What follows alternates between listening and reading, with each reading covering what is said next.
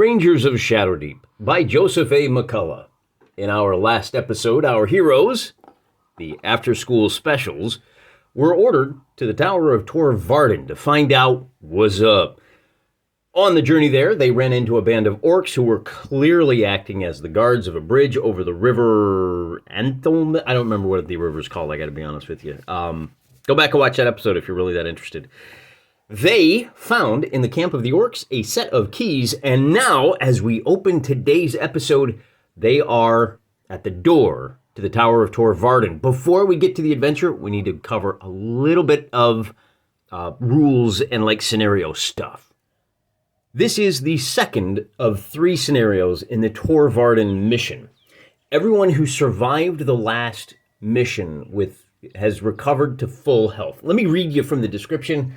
There is no guards posted outside Varden, very little indication of anyone inside. Then a muffled scream came from somewhere in the tower. There's at least one man alive in Varden, but it might be too late to save him. You will need to move fast. And to that end, before we begin, the players must choose one figure to make a stealth roll and a pick lock roll. However, because we recovered those keys, we don't need to make the pick lock roll. We just need to make the stealth roll. And that stealth roll is a toughness number of 10. Our ranger, barbarian by the name of Thundar, who is accompanied by his buddy Ukla the Mock, Princess Ariel, and his other buddy He-Man, he has a stealth of +3. So we only need a 7 or better to succeed. And we fumbled that one. That's great. So what that means is that we suffer a penalty in the first room. Well, hey, wait a minute. What's the first room? Well, we'll get to that in a second. Select 4 figures and place them within 1 inch of the main door. At the start of turn 2, the players may place the rest of their figures within 1. Oh, well, I only have 4 figures, so that makes it easy, doesn't it? The next thing we need to do is draw a random room card. Now, the lower level of Varden has 3 rooms, but there are 4 random rooms to choose from, and we're just going to shuffle these up a little bit. We don't know what order they're going to appear in, and we don't know which of the 3 rooms will result. But we do know we have to move fast if we're going to save those people who are caught in the tower. The other thing I need to point out before we set up the terrain or the furniture inside this first room in Varden, I am playing at half scale. Because I only have an 8 by 8 inch floor tile here, and because we're doing a slightly more intimate encounter today, I'm going to cut all of my movement and range measurements in half. So with that said, we've now shuffled these up, and the ace means this is the storage room. It is filled with boxes, crates, bags, and barrels. 2 treasure tokens also in the room. Let me set up the furniture, and then we'll go over what is what and where. The initial setup for this room are 1, 2, 3, 4 orc fighters. But because we blew our stealth roll, they heard us jangling the keys outside the door. These 2 orc fighters have been replaced with orc bowmen. This guy has a crossbow, and it occurred to me, we believe in what you see is what you get. So we are going to be using a crossbow with this orc. That's the price for blowing that stealth roll. We have a turn counter here, and I've turned the die face to you. This is turn number 1. If we don't open this door before the end of turn number 4, we will face a penalty in the second room in the tower. We can't dally. We need to defeat these orcs. But we also have to get to this door within 4 turns. Notice there are 2 treasure tokens, 1, 2, that are being guarded by these shooters. The way the AI works, because these shooters have an unobstructed line of sight to anywhere in the room, they're just going to stand there taking their 1 action to shoot. And in this case, he will use his 2nd action to reload his crossbow. As I said, we are going to be using half measurements for this. Normally, these 2 guards would be placed at the 8-inch mark. They are now at the 4-inch mark as we cross the room, which means our 2 barbarians. Now, I'm going to go ahead and use, just right on turn number 1, Thundar the Barbarian, and that takes us to the start of turn number 1. The ranger phase goes first, and the ranger gets to bring 2 companions with him. Normally, because Thundar is such a leader, once per game he can activate all 3 of his companions, and he is absolutely going to do that right now.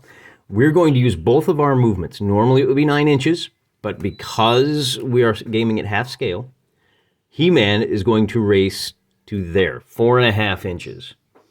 Then we are going to bring our 2 barbarians up to fight in hand-to-hand combat with each of these guys. They are 4 inches away, meaning our barbarians do not get the advantage of being able to attack on this first turn, but at least they're in contact. And then we're going to go ahead and bring our Princess Ariel 4.5 inches to right there. And she can start firing at this guy next turn. And that does protect her from being fired at by the guy with crossbow. The crossbow does +2 damage, by the way. That's it for the Ranger phase. Now for the creature phase, we've got 1 orc crossbowman who can shoot. We're going to come back to him, because this gets a little bit confusing for me. We do have another barbarian that can shoot down here, and as an orc shooter, he is going to be shooting with a skill of +2, but He-Man here is defending with a fight skill of +4. And, ooh, I probably should have... I think, are we done with this door? It's probably going to fall over. I need a better place to roll these dice. We'll use my wife's bead collecting tray. I think that's what that is. We're going to save the crossbow guy for last. Normally you go in order of health, but because all these orcs have the same health, I don't think it really matters. Let's start with the bowman down here, taking a shot at He-Man. The bowman's at +2, and He-Man is at +4. The red die will always be for our heroes. The blue die will always be for our enemies. Our hero wins that die roll and takes no damage. Then we have 2 fights. The fight +2 for the orc, and Ukla has a fight +4. Ukla rolls an 11 for a win. Now, Ukla is a 2-handed beast.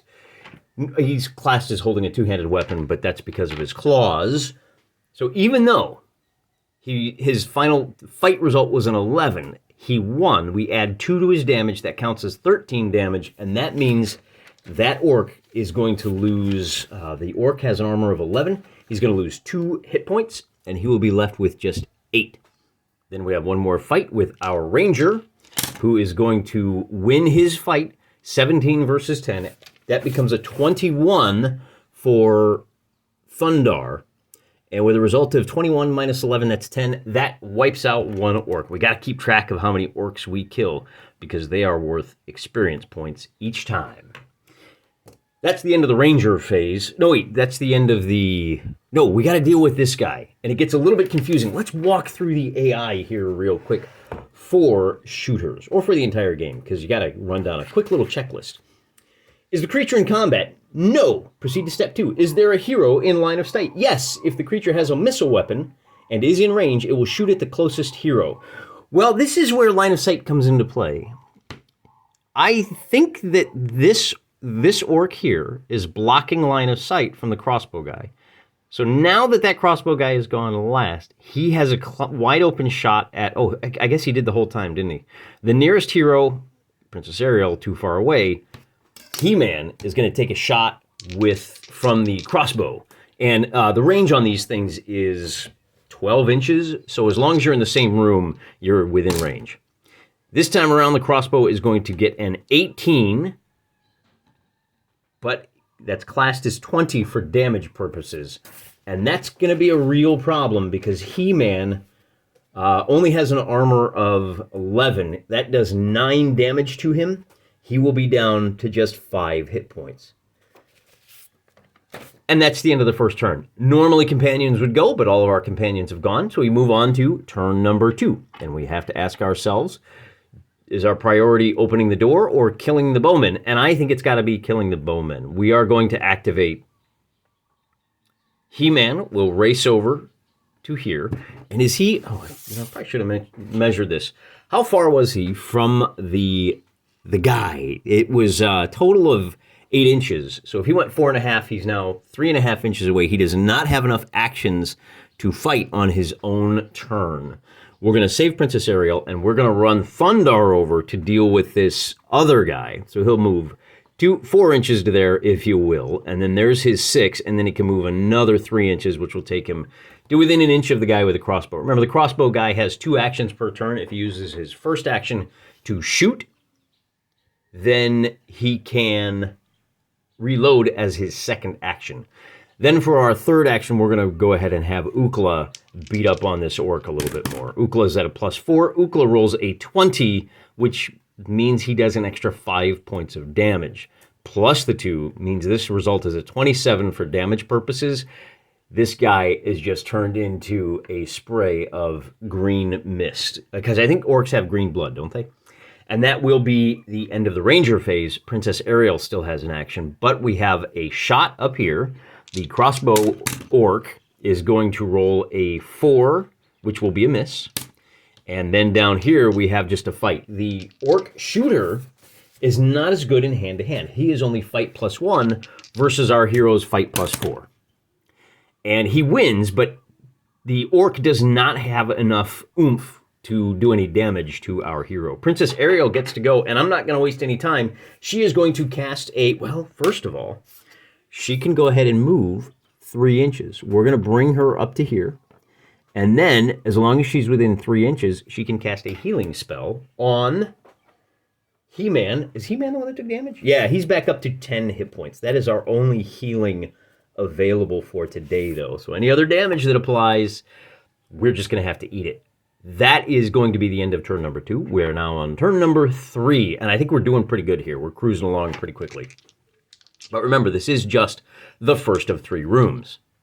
The Ranger phase, we'll go ahead and do our Ranger first. He is going to charge into the guy with a crossbow, and again, it'll be the blue die is +1 and +4 on the red die. The red die gets a total of 10, which is not enough to overcome the armor. He is fighting rather ineffectively. Hey, these doors should be in the center. Then He-Man is already in combat. We'll go ahead and fight that combat out. The orc wins with a 13 altogether. He is going to do 2 more hit points worth of damage, taking He-Man down to 8. No, He-Man has an armor of 11. So the 13 becomes, yeah, that's 2. All right, he's down to 8 hit points. We may need to start using him as like backup or something. And then who's our last movement going to be? I think, do we trust these two to fight and just bring Ukla the Mock up to here so that he can open the door on the next turn? Is that our third? No, he's going to kick in the door. We want our big boy to go. But what we can do is bring Princess Ariel. How far away is she? She is a total of 3 inches away. So she can come up and make contact with this guy. And then, now bear in mind, Princess Ariel is not a fighter. She's our lore master. Not fluff. Fluff is meaningless. I study lore, because lore is more important. At any rate, she has the ability to... We don't want to slow. What does she have the ability to do? Oh, she normally fights at a -2. But in this case, because she's got a friend with her, she's fighting at 0 versus +1 for the orc. And she rolls a 19, which will do 8 points of damage to that orc, leaving him with just 2 hit points left. I think orcs have an armor of 11, so the 19 stays a 19 minus 11. That's 8 points. Yeah, so he has 2 hit points left. There you go. Way to go, Ariel. Man. Is that it? Is that everybody? Oh, Ukla decided not to move. We moved her up first. I forgot. We only get to move 2 companions. And then our orcs are going to fight. We'll fight with our boss man first. And... gotta roll it in the tray. There we go. So our boss man gets a total of 17. And 17 minus 11, he does 6 points of damage, leaving that orc with just 4 hit points. Grab another die so we can mark that out. And then we have a fight down here, and that orc is going to fight, I'm not sure. On a 1, 2, or 3, he will fight He-Man. Oh, that's a good news. That's good, because He-Man's now fighting at +6. And with a 22, He-Man is going to finish off the orc bowman. And that will be the end of turn number... Well, that'll be the end of the creature phase for turn number 3. We're doing good. We're going to be able to open this door. Now, our hero's down here 3 inches away. It takes an action to open the door. So we may be able to open this up on turn number 4, even if Ukla is not immediately adjacent to it. But I think we're going to move him up. And we're going to wait. Well, do we open it now? Because we are going to get another Ranger phase before this, whatever is in here activates. And that would give us a little bit more information. So let's go ahead and open it now. We have 1, 2, 3 cards. And I'm going to roll 1, 2, 3, 4, 5, 6 to figure out which one I'm going to turn over. 4, and that way I don't even really need to worry about it. 1, 2, 3, 4. So our second room will be room number 4. And let's slide everything over. The Shaman's Workshop. Whatever this room was, now it's full of junked up furniture, riddled with dead animal parts, except for this table here in the center, on which there lies a flesh golem. I don't have a flesh golem miniature, so I'm using this weird howler. I don't know what it is, like a troll or an ape or something. Next to the table is an orc shaman, and guarding the table are 2 orc fighters. If you waited too long to open the door, everyone who enters the room has to make a will save at -2. We didn't wait too long. There's also a palantir right here, but it's just a piece of furniture. It's not operational. So the good news is we opened the door on turn number 3, so we got lots of time. Now we have 3 turns to kill the shaman, or else the flesh golem animates. We have 5 turns to open that door, or else we suffer the penalty in that third room. So reset the clock. Meanwhile, it is the ranger phase. Oh, and we opened the door here, so I'm just going to put the door right there to remind me where the door is. Reset the ranger phase. Our ranger is still trying to finish off this orc back here, and he is not going to do it by suffering a natural 20 on the part of that orc. That's going to do, man, that's going to really jack him up good. 20 minus his, I don't have a whole lot of armor. I have 10. That's going to do 10 points of damage. I'm going to invoke Roll with a Punch. Take half damage from any attack, melee attack. Instead of taking 10 points of damage, he's only going to take 5. That will leave Thundar with 14 hit points. On his own turn, no less. Then we're going to have... He-Man is going to... We'll bring Ukla up to here. And he is within... Now, these guys are 1.5 inches away. The table is 4 inches across, so that's going to be 4. That's 2.5 inches. Yes, Ukla will have sufficient move to fight that orc at a +1 versus a +4 versus +2. And Ukla is going to get an 18, which wins. That becomes a 20 for the purposes of damage. And 20 minus 11 will do 9 points of damage. Not quite enough to knock this guy out. I will be using this green die to mark his hit point tally. He just has 1 left. And that will be a problem because it is now... Oh, the next thing we're going to do is have... we'll move He-Man over the 4 inches, and then he has just enough time to get in the door, but I think that's really about all he can do for both of his movements. He can move 4.5 inches. He's not quite 4 inches away from the door. I think that's probably fair where he's at. Then it becomes the monster phase. So we'll do anybody that's engaged in combat first. Is that how we do it? Now, this is where doing it in order of health does become important because this orc fighter will be able to activate first. And this orc fighter will now be fighting at +4 because he's got the assist from his buddy. And with a total of 19 against Ukla's armor of 10, Ukla's going to take 9 points of damage, leaving him with just 5. Then we're going to roll for the other orc fighter, and again, it's going to be +4 versus +4. And Ukla wins this one with a score of 13, becomes a 15, whatever. That's one more orc that's dead at the claws of Ukla. Man, he is just tearing it up, ain't he? That's orc number 4. We have the orc shooter over here fighting with Thundar, and he's going to win, but only with a score of 8, does not do any damage. And then what happens? Does our shaman act? We are going to go strictly by the letter of the rules as they are written. If we were playing this double-fisted, our shaman would want to stay alive and he would run away. Not going to do that. We're big believers in using the rules that are given to you in the way they're given to you. And in the rules, we have to use our evil creature actions. Is the creature in combat? No. Proceed to step 2. Is there a hero in line of sight?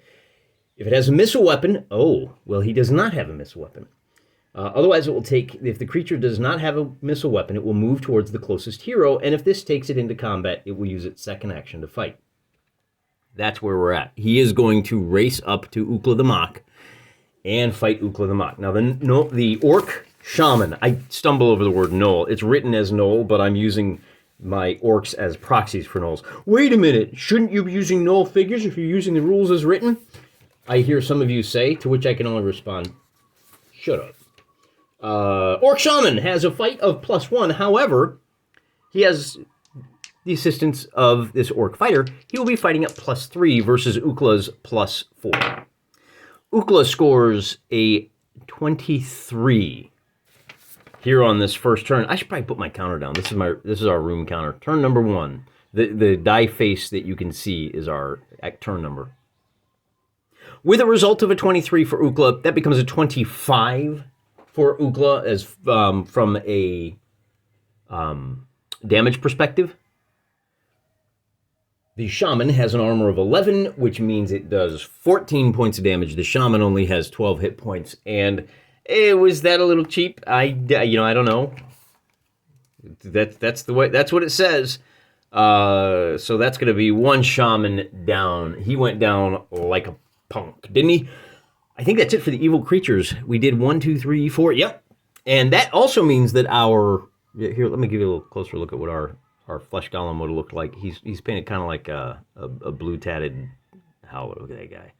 I think he's actually a 10 millimeter figure from, I want to say Pendraken maybe. At any rate, doesn't matter. What does matter is that it is our hero turn, and our hero Ariel is going to pick up the loot and move 4.5 inches. She's going to get inside the door, and she's going to move over here because we need her moving towards that door right there. And that will be the end of the first turn in room number 2. Now we start off the next turn, and Thundar is still struggling with this orc shooter over here. I think that's going to do it. The 16 becomes a 20, and this shooter goes down. That is his first action. I think for the second action, he can pick up that loot counter. Does it take an action to pick up a loot counter? Yeah, it does take an action. That means that our sorceress is going to have to she's actually classed as a conjurer in the jargon of Rangers of Shadowdeep. We're going to have to pull her back 1.5 inches. She used her first action to pick it up, and then her second action only moves her 3 inches to the doorway.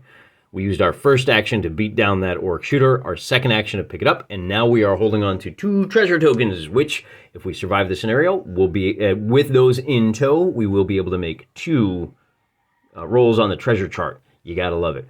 That is Thundar's first action on turn 2. For the next action, we're going to bring He-Man up. He's going to come into contact. He is attacking at +6. And, man, we got lots of time here, don't we? 14 versus 16. The 16, now He-Man has a shield, so that's only going to do 5 points of damage to He-Man, but he doesn't have a whole lot of health to spare. I really appreciate your sacrifices here, He-Man, but that's just 3. He's down to 3 hit points. This last fight, we might be relying a lot on Ukla. Ukla is now going to attack, and Ukla gets a total result of 24, becomes a 26 because of his +2 to damage. That turns this orc into a green spray. That is orc number 6. Man, we're doing really well. Although some of our guys are a little beat up, we're going to have to be a little more careful of that. That is the last guy to go. So we're going to send Ukla the Mach 4.5 inches up to within 1/2 inch of that door. We're doing good on time. This is still turn number 2. The enemy phase gets to go. But there are no enemies left alive. The golem will not animate, which means we will be able to move our conjurer 4.5 inches, and that becomes turn number 3. We'll start with our ranger. He's going to be able to move the 3 inches to the door and then 1.5 inches to about here. Oh, Ariel, you forgot your loot. And the door slams shut behind. Then we'll bring our He-Man is going to move 4.5 inches. And I think on the next turn we'll be all set to open that door. The good news is we moved so quickly in defeating those 3 enemies. A couple of big rolls allows, and He-Man will be able to move directly to the door. That does allow us a little bit of extra time. That's turn number 4. And then that was turn number 3. So it is still turn number 4. We can set our heroes up in any order we want as they kick down the door and enter the next room. We used that 5th turn to shuffle around a little bit. We traded the loot so that our badly wounded He-Man, we're going to protect him for this turn. He's carrying a loot token.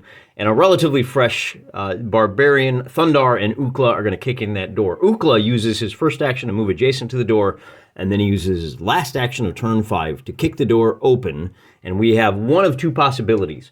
1, 2, 3, 4, 5, 6. I have no idea which is which. It's going to be room number 3, which is the Armory. This room is lined with racks filled with weapons and armor.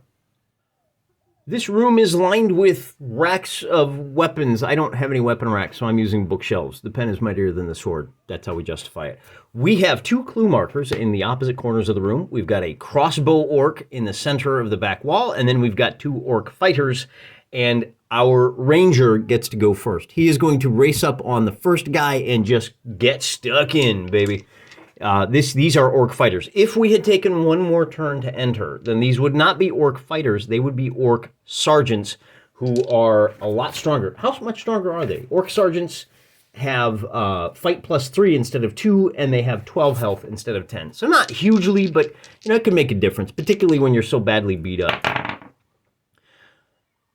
Thundar is going to score a total of 12 points of damage, which will only do 1, but hey, beggars can't be choosers. We'll take it. That leaves this orc with 9 hit points. Ukla is then going to run up and distract this guy, and Ukla will, he's just going to attack. It's going to be, again, +4 versus +2. And Ukla gets a 23, a 25 for damage purposes. I think we all know who the MVP is on this scenario. This orc just completely goes bye-bye, just tears him in half. We still have one more character that can activate. I'm wondering if we don't want to use, what do we got here for Princess Ariel? I guess we'll bring He-Man, because Ukla's about to take a shot. We're going to bring He-Man up the 3 inches for the first move, and we'll bring him up 1.5 inches over here, but we are going to play the game a little bit where we're leaving him further away than Ukla, because if He-Man takes 3 more points of damage, he's going to be gone, and I think that means he's out for the next mission. We will not recover to full health after this mission. Everybody gets to heal up another 8 health, which is not great, depending on what that next mission looks like. So the last thing we got to do, and he is still carrying this treasure token in tow. Then it becomes the bad guy's turn, and we'll do our shooter attacking Ukla first. The shooter is at +1 and gets a 14, and the shooter is going to do a total of 4 points of damage to Ukla. That's the first... Oh, wait a minute. Ukla is now down... Man, I realized he was so badly hurt. Ukla is down to 1 hit point. That's not good.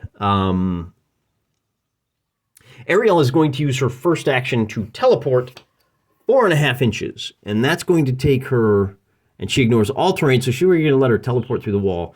Now, she has those wrist shooters, but you got to be 4 inches away. She's not going to be able to take a shot on this first turn. There would be a penalty. We have 5 turns to get through this room, but because this is the last room, we don't need to worry about it. This doorway, by the way, this is the door to get up to the top level of the tower. That is the end of turn number 1. On turn number 2, oh man, this is not great. We're going to bring her up close enough to distract this orc. And then we're going to bring these guys up the 4.5 inches. Sorry, boss, you're on your own.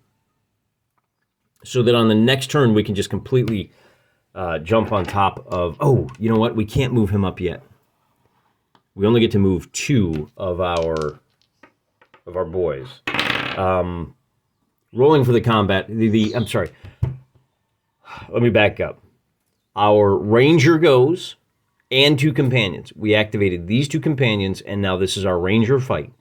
He scores a total of 23 on the combat, and that 19. I haven't done this yet. We're going to do it right now. He has an ability called...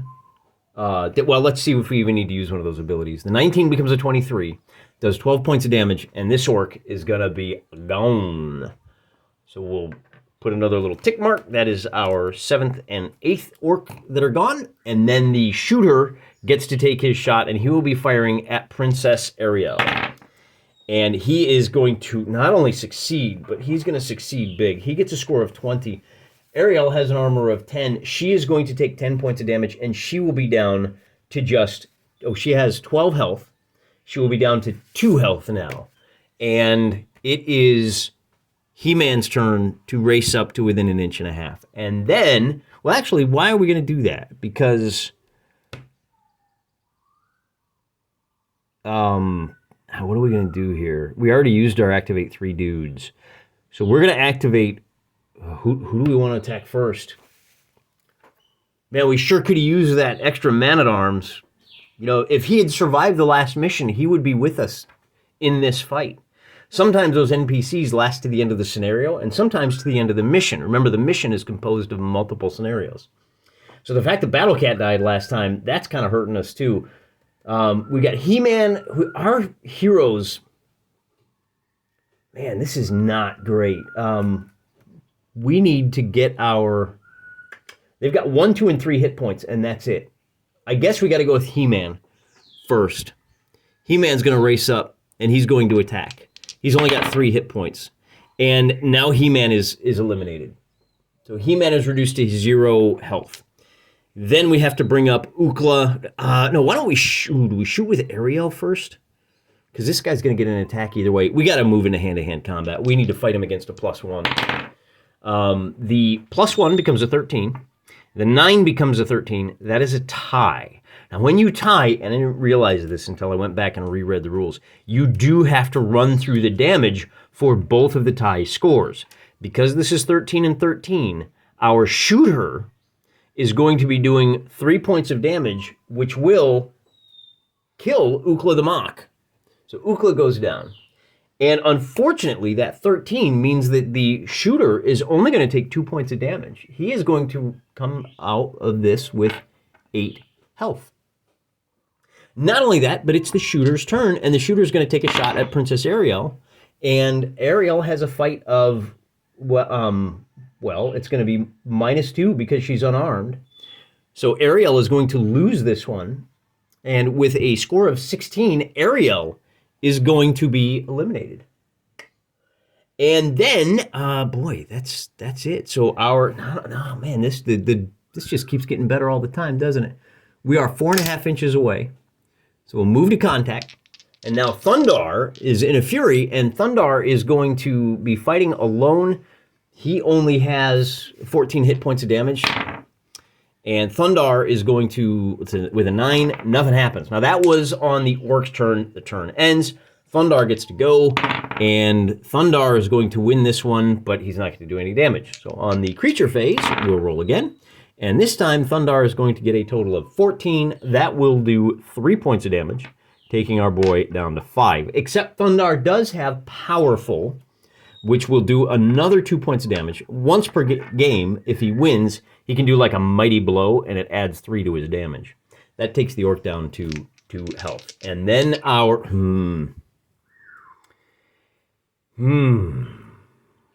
Well, let's take a look at the... See, here's the problem. Let's just finish off the fight. Thundar gets a 13, so he wins. And that will do 2 points of damage, and the Orc will die. Now let's take a look. Remember, we're sticklers for the rules. The scenario continues until all evil models on the table have been killed. Since we focused on killing that last bowman, we do not get the benefit of either of those clue markers. Oops. Then also, because Thundar was not carrying any of the treasure tokens, we don't get to make any treasure rolls. Wow, that's great. We get 3 experience points for each orc that we killed, and we killed a total of 9, so that's 27 XP for the orcs. Plus, we get 5 for the shaman. Plus, we get 5 because we didn't have to fight the flesh golem, and we didn't find the captain's logbook. We get 10 experience points if the prisoners are rescued. Unfortunately, the prisoners were in room number 2, which we didn't encounter. I guess that's the basement. We didn't encounter that. So altogether, we lost 3 of our companions for a total of 37 experience points. That's terrible. Not only that, but Thundar is going to have to play that last scenario all by his lonesome. Now for the big one, we got to roll 3 times for each of our heroes. Remember, we are hoping for a full recovery on a 9 or better. He-Man is going to make a full recovery. Ukla is going to roll a 13. That is a full recovery. And now Princess Ariel is going to, with an 18, make a full recovery. What does that mean? Were they only flesh wounds? Are they available for the next fight? I'm not sure. Full recovery. The figure has suffered only flesh wounds and returns for the next scenario at full health. So in a way, that is a better outcome than just regaining the 8 hit points. The way we're going to justify this in our minds is that before going up to the roof, Princess Ariel took some time. Guys, let's, drink an energy drink. Let me cast some heal spells. We'll get us all back up to full health. There's probably some Band-Aids somewhere. There's got to be a first aid kit. OSHA rules apply here in the Tower of Tor Varden. You can bet they're good guys, right? This is a Ranger tower. They take care of their people. They're not necessarily looking to exploit the Rangers and their companions. I think that's the end of the scenario. The last thing I'll point out is that so everybody's going to come back for this last scenario at full health.